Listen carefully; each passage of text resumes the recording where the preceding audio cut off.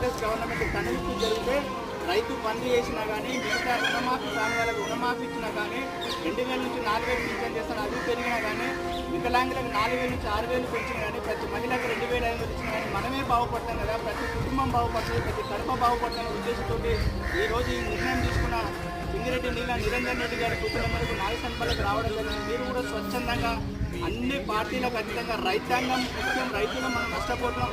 గతంలో కరెంటు విషయానికి వస్తే 24 గంటలు కరెంట్ వస్తుండే, మనకు బోర్లలో నీళ్లు చల్లకుండా బావులలో నీళ్లు చల్లకుండా కరెంట్ ఉంటుండే.